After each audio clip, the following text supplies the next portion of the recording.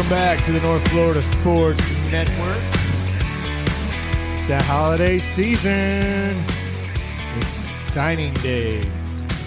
Early signing day, that is. Officially signing day. Back in February to sign all the classes. It's lost a little luster lately, but still a huge day as you build depth for your roster in the future. I got Jimmy Reno with me. We're going to look at FSU's recruiting class. We're going to look at some big recruits around the nation, talk about where they went, how that affects next year's roster, and really try to get a grasp on what recruiting is now.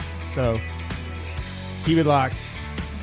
If you haven't done so, you should download and subscribe wherever you get your podcast.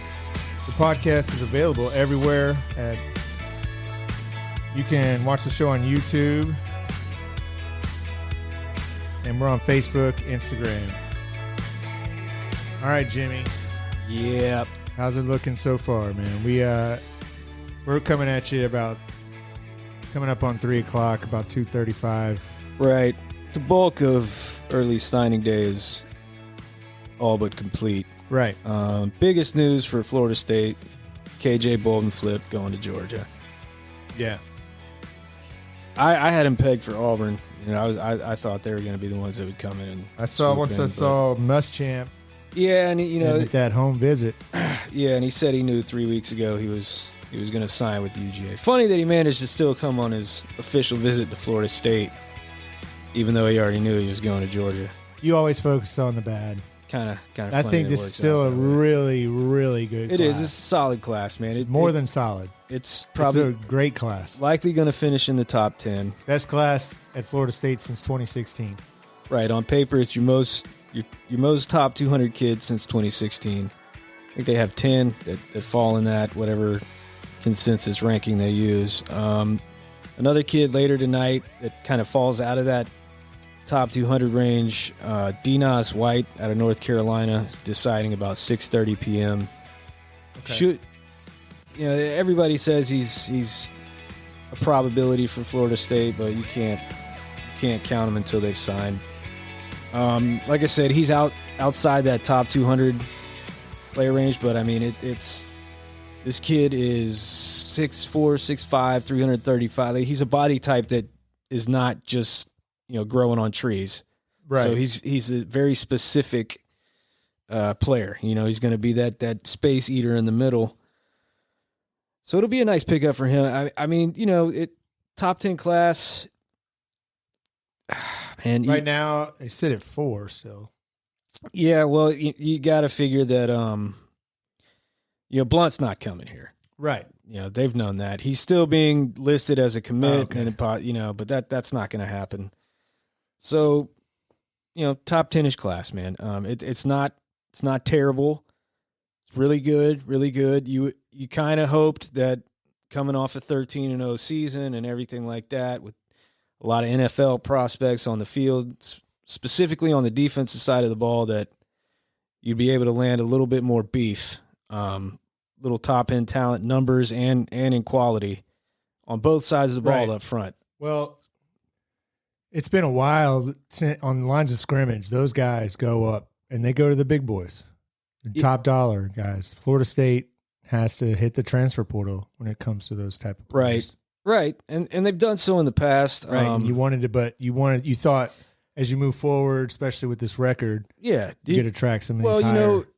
And that's kind of the question that I had personally these last 3-4 years when Norvell got here is everybody assumed he's using the transfer portal specifically on the defensive line because he has to. There's no talent there, and you gotta, you gotta bring in high end talent.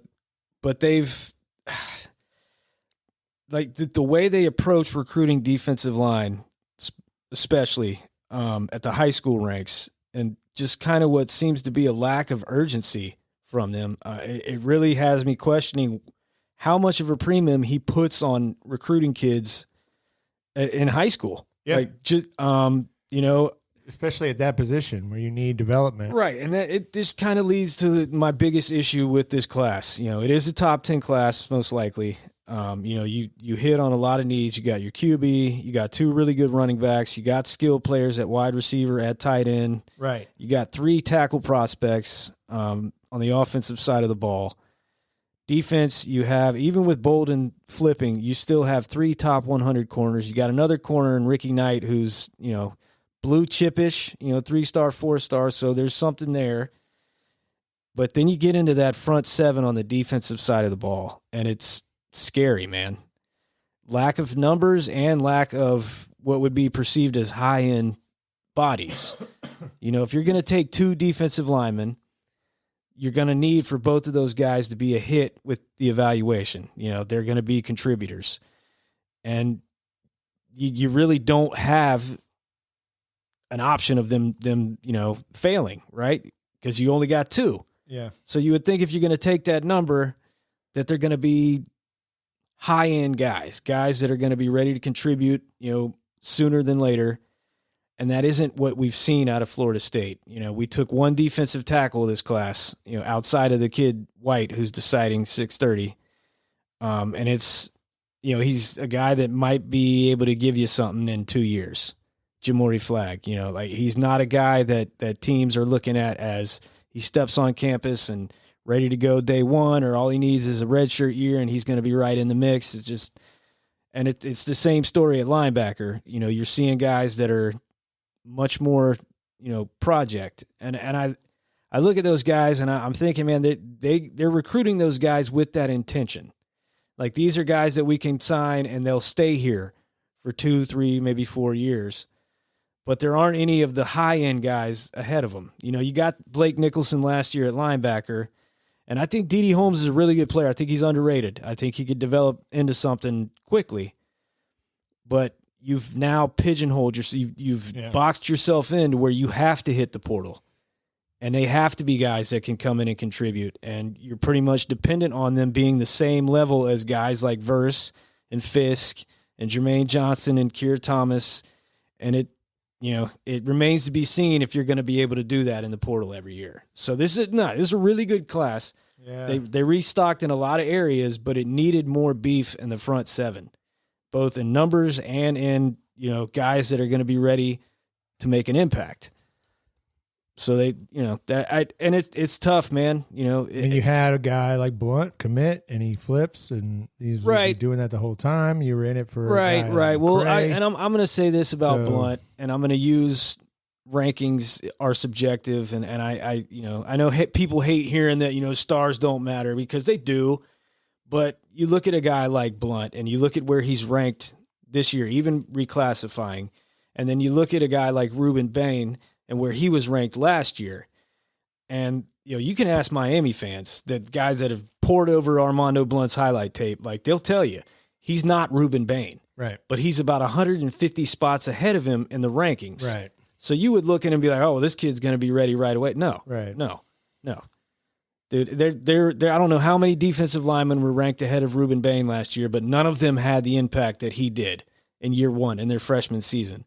So rankings are, they aren't the end-all, be-all, but you have to have bodies, man. You can't just take one guy at defensive end and one guy at defensive tackle and a couple of linebackers that are undersized and, have G5 offers. I mean, that can't be all you do on the defensive side of the ball.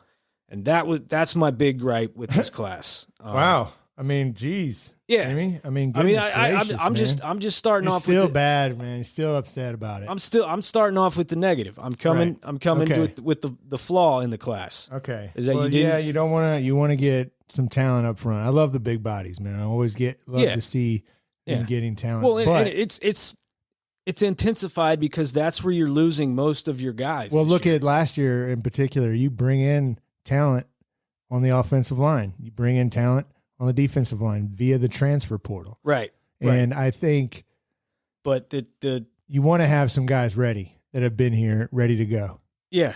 And with the uncertainty, we'll just call it uncertainty with the current defensive line and the roster status. I mean, it would have been nice to have some more guys in the class that could come in and I mean, even if they wouldn't be ready right away, it would be bodies, man. It just, so it's a little concerning. But, if you don't look at that and you look at the rest of the class in every other area, they did a really, really outstanding job. I think it's a great class. Yeah. You got legacy recruits such as Cam Fryer's boy.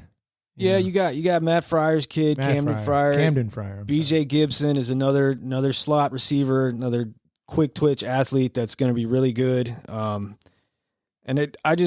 Guys like, Luke, Cam Davis especially, like these are kids that would be, they'd be garnering a lot more excitement from the fan base had they been making their decisions today. Right. So don't lose sight of that. That's something that's always true every signing day. These are the type of kids that you stick want. With your class and that have been committed for a while. They Right. fade to the background. In the middle of June, none of us really had KJ Bolton or Armando Blunt even as a thought. Everybody was celebrating the fact that we had snagged Charles Lester, and we had our Cam Davis, and we're probably going to get it's always, what have you done for me lately in terms of following recruiting? And I get it, man, that the fan base got really excited and hoped that we'd get Jeremiah Smith, and it sucks to lose. He's going to Ohio State. Yeah, he's going to Ohio State. He's been committed to Ohio State the whole time. He's never not been committed. Right. A lot of that is just all industry drama. Yeah. I'm pleased with the class. If you had I to give it a letter grade, class. I'd give it a solid B. Just because you didn't get any of your high end up there on the defensive front, but that's that leads into a whole nother discussion. Trying to think of other, it could be worse, man. We could be having a signing day like Florida. What's going on there? They're getting just absolutely wrecked. I think they've lost 6 or 7 top 150 kids since the 11th of November. It's just kind of been snowballing for them. 4:30 is when DJ Lagway signs. Up until today, it had been 100%. Like there had been no signs that he was going to waver from Florida. But now there's a lot of smoke about, holding off on signing, or about USC coming in late. Well, I think you're loading up depth here. You're taking every year Mike Norvell's been here. He's got a higher rated recruiting class. He's getting the kind of guys that are ready to work. We talked to Fabian last week. We asked him, what would you tell a recruit? If you don't want to work, don't come here. So yeah, well, you gotta, and let me put my Jimmy Reno reminder out there. And it's no disrespect to any of these kids that are going to play college ball. They're just by the sheer percentages of it, 85 to 90% of these kids are not going to live up to any of their hype that they have coming out of high school. So they've turned it into an industry, and it's another way for fans to get excited and brag about something to, rival fans and stuff like that. But in honesty, it's basically just like handing out tryouts, man. Like these coaches are taking their shot at thinking that these kids, and you get a kid like Jeremiah Smith, and everybody knows he's going to be good in college. Mm-hmm. I mean, he's a no-brainer. But for the majority of a lot of these classes, it's kids that are they're taking a flyer on, man. And they want a certain type of kid. Like you said, they make it known, if you're going to come to Florida State, you're going to work. That's all you're going to do. And some kids with high stars next to their name, that might not be for them. It doesn't mean that the kid that Florida State is taking is going to be any less than the 5-star. The whole thing's just kind of a crapshoot when you break down to it. Yeah. Yeah. Well, a lot, let's talk about the wide receivers. There's 4 wide receivers coming in this class. Yeah, let's get to some of the players. And they're all 4-stars. Camden Fryer, Dwayne McCoy, BJ Gibson, and Elijah Moore. Out of those 4, talk about? Well, Elijah Moore is to me, he's the guy that is different from the other 3. He's more of a big body downfield. I think there's really less of a chance that you're going to see him do a lot of work in the slot. But he's an exceptional wide receiver. Right. Has one of the biggest wingspans in the class. Catch radius is off the charts. Was a huge target for Ohio State. This is a big win for the Noles, for Dugans, for Mike Norvell. Like, they did a lot of work to get him in the class. B.J. Gibson, a two-sport athlete, exceptional baseball player, legitimate explosiveness from that slot position. He's another guy who's about 5'10", maybe 5'11". Him and Cam Fryer are very similar in their game. They're both going to be guys that you see in the slot, just, catching wide receiver screens, guy that can turn it upfield very quickly and get you yards. Lorraine McCoy, I'm not convinced that he doesn't end up on the defensive side of the ball. Oh. It's kind of a bonus for me. I figured he was going to sign with Miami. That's kind of been the vibe on him for the last 3 or 4 months, is that he was just waiting on the green light from them. But I really, really like him. I think he's a really underrated athlete. I think he's another guy like Edwin Joseph that you could put in the secondary at a number of different positions. But we'll list him as a wide receiver, and he's a little bit more of kind of a hybrid, a guy that you can play on the outside and slot. Nice sticky hands, good speed. I mean, they did a really nice job stocking up the wide receiver room. And obviously, you want to get a prize guy like Jeremiah Smith or whatever. But hey, yeah, exactly. Then don't get upset. You didn't get Jeremiah Smith. You didn't get KJ Bolton, who went to the Bulldogs. But look at the D-backs you did get. You still got Charles Lester, Jamari Howard, and they Ricky Knight, and and Kai Bates. What is interesting to me is after they got KJ Bolton's commitment, they continue to recruit high-end defensive backs, Kai Bates, Jamari Howard especially. I don't think that the staff necessarily felt like, this kid Bolton's committed, so we can just count on him being here. I mean, I know they needed numbers in the secondary anyway, and you want to get as many good players, but I think they also were going to make sure that they covered their butts, should one of these kids, because Lester was also a kid that was, he would get cute at times. They had no reason not to believe him, but he likes, even this morning, he sent out that he wasn't going to sign today, and then 20 minutes later, his letter of intent was faxed into Florida State. I mean,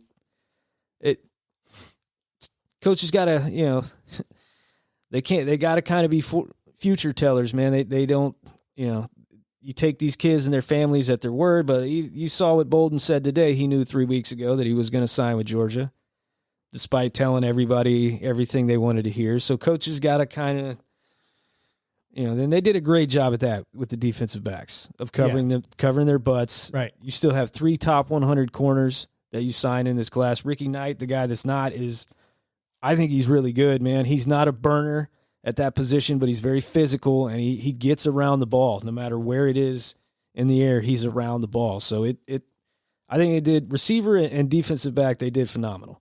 You got your QB that you wanted, your stud QB. You got 2 running backs. Cam Davis. Everybody talking. Nobody talks about Danzy from right here in Tallahassee. Right.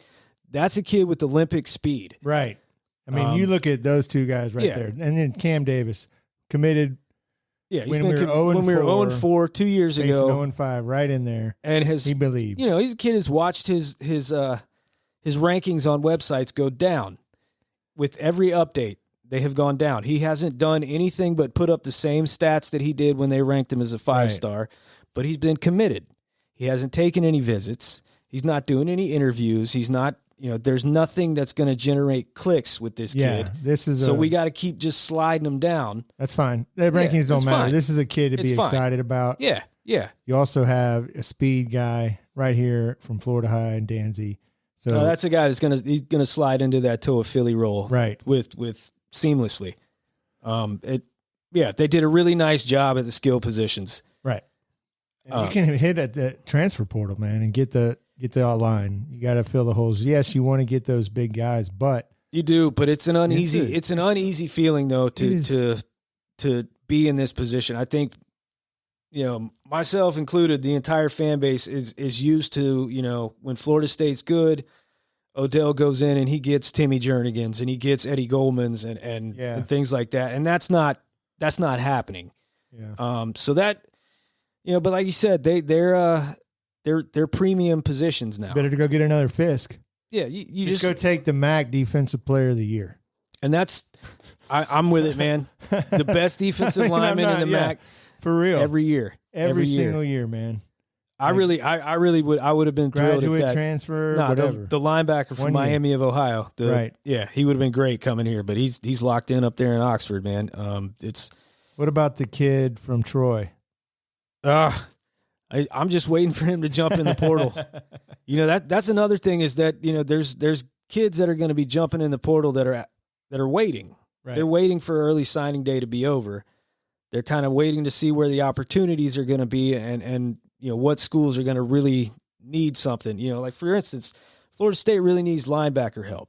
Yeah. The rumor is that the Bowles kid from UGA is going to hop in the portal. That's somebody that, some of the resources we're allocating to high school recruiting and this and that, like you maybe want to take a look at that kid. Theoretically, it's all theoretic, hypothetically. We're gonna do a moment. Unrealized idea. The unrealized idea that you had. Who's getting it for recruiting today? The unrealized idea. Yeah. Today. Today is going to be Billy Napier and his staff. I was ready to give it to Ryan Day, man. He looked like he was going to catch it on the chin today. It looked like they were losing their big 5-star from Buford. It looked like Smith might really go to Miami, but they managed to hang on and really have a nice class. It's definitely Florida. Their class has fallen off the rails. If they can just keep DJ Lagway, he's at 430. Yeah, 430. If you lose DJ Lagway, dude, you might really see Napier lose his job. Well, with that schedule, it feels like it's set up for him to lose his job. Well, they didn't do any favors there. That's one of the toughest schedules I've ever seen. Right, but for the past 3 months, all they've been pumping to that fan base is, just wait till these recruits get here. They have to play a true state championship next year. They're going to play all 3 Power 5 That's right. schools that are in Florida besides them. There's a real chance. There's a real chance of them going 0-3. And then they have murder. They have to play. Oh, everybody's seen it. It's a ridiculous schedule. You better be ready. I mean, if Florida makes a bowl next year, coach of the year. Right now, just early reaction, but he'll be gone. Right. It seems like they're just like, all right, we're just going to lose they have a next chance year, to even go to fire 6 him, wins. and we'll try to find the next guy. It is. I really, some of the missteps that he's taken as head coach there are they remind me a lot of Willie. Really? Yeah, just decisions that, like, what were you thinking kind of decision. They still don't have a defensive line coach. They got rid of their guy, before this, as soon as their season was over, they announced that they're getting rid of their D-line coach, and they've yet to replace him. Well, and this was the most crucial time for recruiting, and they've just watched. It's a different game, man. You got to. I love what I really like about Mike Norvell since he's been here, and what Fabian Lovett kind of alluded to last time was, it's been the same way when they were 0-4, and when they were 13-0, they did everything the same, and you gotta love that. And if you don't want to be a part of it, don't come. You got a guy like Cam Davis coming. You got a kid like Camden Fryer coming. Yep. Luke Cromenhall. You got your quarterback. He's never had a problem recruiting quarterbacks. The previous coaching staff couldn't even get one. So I love what I'm seeing. You have to have that mindset in today's. You don't want to fall victim and getting into these bidding wars or whatever. Like, hey, here's what we're going to offer you. We want you to come. Here's the standard. Boom. If you don't like it, don't come. And just move on. Keep it classy and move on. I think they very clearly have a certain set of rules, standards, call them whatever. And when it comes to NIL, that they're not going to engage in. Right. And I think that's ultimately why they keep losing their. I mean, the kid Falk last year. 2 years in a row. Well, dude, the kid Falk last year that went to Auburn. Let's be honest, dude. Yeah. The only reason he wasn't committed to Auburn in the first place was because Brian Harsin was their head coach. And that might be the worst hire in the history of the sport. Right. That was a kid that you were doomed as soon as they fired Brian Harsin. And it sucks, man. It sucks. You just, you would love for the staff to be able to hold on to kids like that. But it just, it seems that might be their great fault, is that they're going to get left at the altar pretty much every signing day by at least one kid. But it's how you cover your butts, right. How you make up for that. And for this position, KJ Bolton, for this particular one, like, they did a really nice job of making sure they had other guys. Defensive line, Blunt, even though they've known Blunt has been going to Miami for probably the last month and a half, they've done absolutely nothing really to supplement that. Right. That's what is confusing. But again, like you touched on the mindset here, that it's work, and it doesn't change. Right. And that's very hard to maintain when you're going through assistant coach turnover. Right. So I would keep an eye out for, like, these next year or two to see some assistants maybe move on. Well, that's part of the game. And one thing I did, but when Florida State was looking for a coach, he had a lot of assistant turnover at Memphis.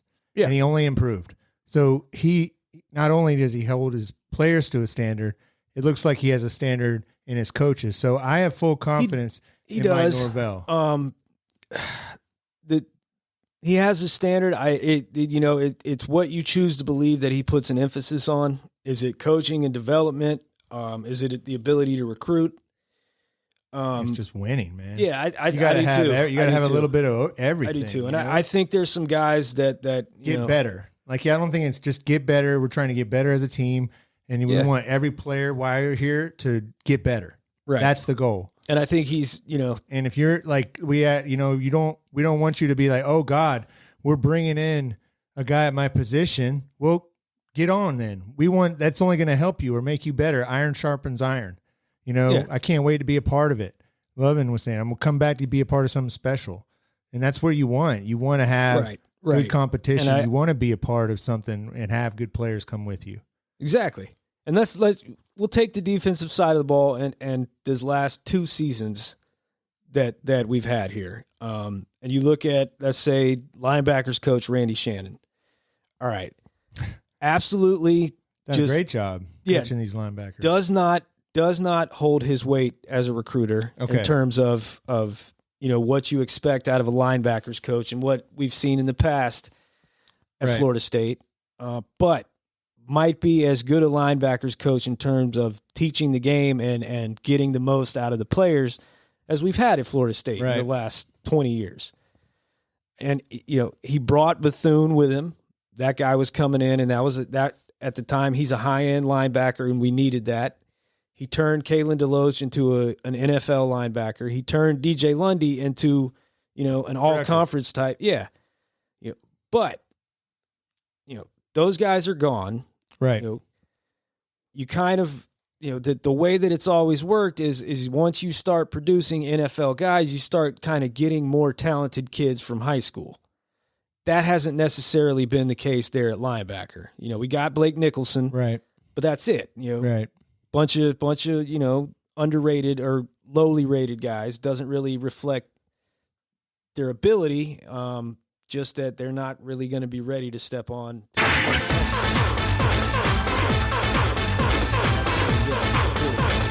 Portal combat!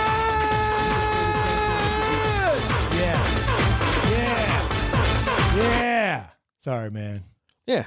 And that's where you got to have to hit, man. Well, that's if it's going to be something that they continue to just, we're just going to take our chances on the portal, then guys like Randy Shannon will probably keep him around because you can trust him to coach and develop. Same thing with Odell, although I'm gonna be honest with you, man, as much as I love Odell, and I do, I really do think that, like, the entire defensive line strategy of recruiting needs to be overhauled. Whether that means he needs to be put in a different role or you need to make a change there. Because I don't understand it. I don't understand how you could have a defensive line with, Fisk and love it, and even Farmer getting NFL buzz, and you got Peyton and Verse out there, Right. and you can't seem to buy a quality defensive tackle prospect. Well, the game's changing, man. Yeah, the players aren't the same. They're not the same, but it comes down to, well, are we not allocating the resources towards that position? Because that's a huge mistake if we're not. Well, if you look at it, I think it's not. You look at the skill position as opposed to front or offensive line or front seven. Those positions, I would rather, if I had to choose, I would rather hit the transfer portal for those because it takes development. Right. You can have the skill guys be ready to contribute faster. Right. Like wide receivers. I would agree. I would agree with so. you there that you have much less of a chance grabbing a guy that plays defensive line, offensive line that's going to be physically ready. You get to hold up to that. Man, yeah. Last year, you get an NFL defensive lineman for a season. Yeah. Do that again. You're going to have to find some positions. That's the great question is it going to actually be a model that is sustainable and every year? Right. No. And I see you're not going to get a Fisk every year. You're going to try to. You're going to try, but like the hope. Can't rely. What I'm saying is the hope is that a 13-0 season, 19 straight wins, right? Guys on the line, like you should be walking into dudes in the top 250. Anybody playing on the D line and hey, at least getting looks. We knew this was coming. It's the Wild Wild West. This is professional football, right? And it doesn't have any rules. Right, but there's no reason why we shouldn't be spending professional money at that position. That's right. Well, you're going to have. Yeah. You're going to. So that's my big question is really what is going on with the defensive line, recruiting. Not even in high school, just portal. Like what's going to happen with that going forward? Because right now it certainly looks like they're relying solely on portal. Like maybe you retain Jackson, Farmer, and Peyton. I'm operating under the assumption that all three of those guys are gone. All right, your best defensive linemen all came via the transfer portal. So just keep it rolling. Yeah. And you've done it. You've kept it rolling. You just got to keep swinging. Right. And so you don't want to take guys like you're going to swing. Then they swung at the big guys, the big fish. Yeah. And they did not get them. They were in there. So now they're sitting back. Now you have to hope. Now you have to hope those guys actually go in the portal. You were hoping that you would capitalize off, the good work you've done, but it's just a competitive market out there. And it is. And the problem is now, with this first portal window, you've seen all the real top end talent at that position or along the defensive line has been scooped up. And you're going to get life-changing money without even playing a down. So yeah. I mean that. Like the top players, you want to yes, you go after them if they want to come, great. But you're not going to start getting into bidding wars with these guys. Then you kind of mess up the culture that you've worked so hard to develop. And that's another point that an aspect of it that is hard, pretty much impossible for anybody to actually know the reality of is what is it doing to these locker rooms at these schools? Yeah. When you have a kid that, holy shit, like I'm reading on the internet that this kid's getting $4 million to come here next year. I've been here 3 years and I might have gotten like 1,500 in per diems. Yeah. But that you have to be able to explain it to him. Right. And I think. And just because he's not a productive player, on Saturdays doesn't mean that when he goes into the locker room, that guys don't respect that 4-year starter. Right. That's not getting anything. That when he says something, that's the way dudes. Well, don't get attached to players like you have. It's like it is almost too similar to the NFL. I mean, every year it's going to get more and more. Some of these players, are going to be so talented at a young age. They're going to be offered such high dollar. You want to stay in college, but what's making them not do the same thing the next year? And get more money. I mean, you got to have contracts eventually, and you have to lock these kids. What do they got? You have to put them in like 4-year deals or something, or 3-year deals. You get this money, but you have to complete these years. And if you're not willing to do it, go somewhere else. Yeah. Or there needs to be some sort of. I'm very interested to see what happens conference with a thing lot is of these ridiculous, kids next man. year.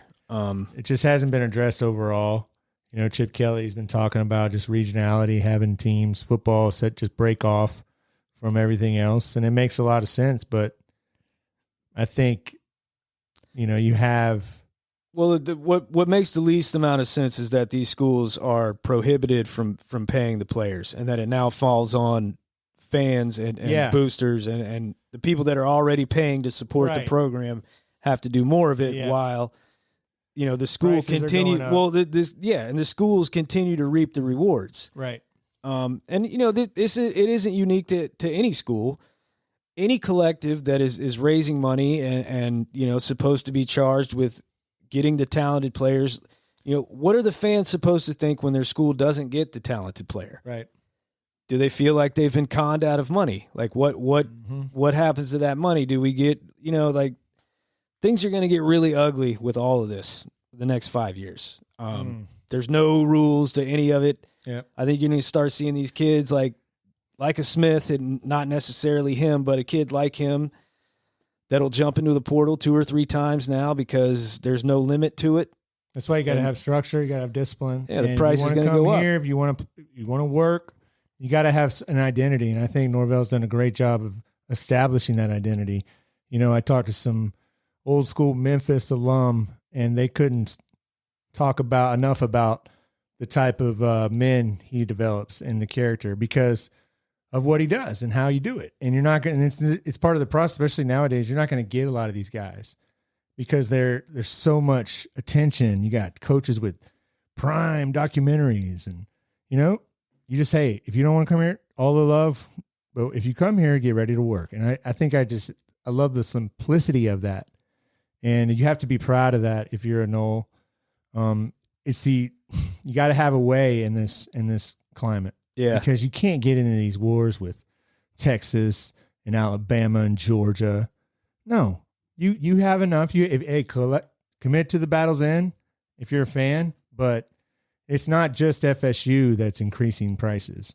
It's across the board in big game college football. It's turning into the NFL. Look at every NFL stadium, and what do you see? You see executive suites right there in the prime spots. Yep. That's what's coming at all the big schools across the country. Yeah.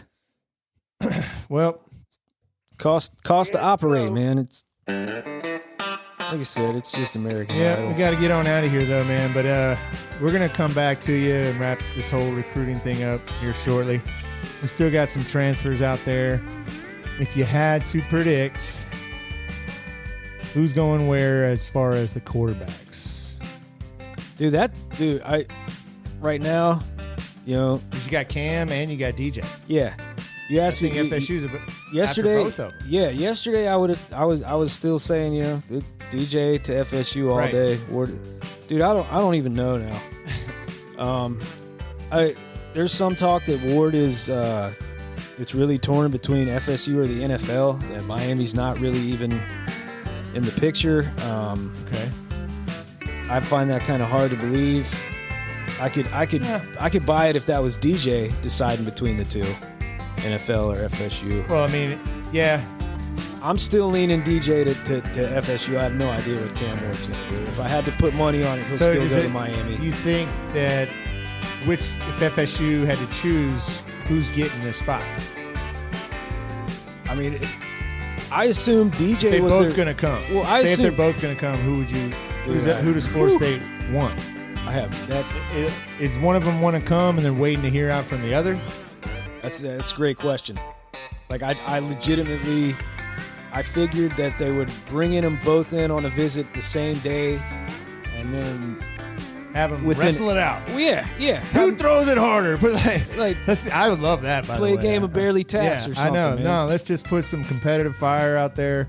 Let's get the receivers out here. Yeah, let's see who looks better. Who's going to run this offense? Have some little pop quizzes. Like it's a draft day, or it's like this Senior Bowl almost. I mean, that's what you're going to have every year. It's such a new climate. From what it sounds like is they were more unsure about Ward. Right. But brought him in anyway, and I think they were kind of surprised about how many, quote unquote boxes he checked. But I don't know. I still feel like they felt that Ward would pick Miami, and then they just give DJ the green light. But I don't know, man. It's making me a little bit uneasy. I really wish they'd just go ahead and figure it out. Well, we'll keep an eye on it, and we'll react to it, and we'll do it right here on the North Florida Sports Network.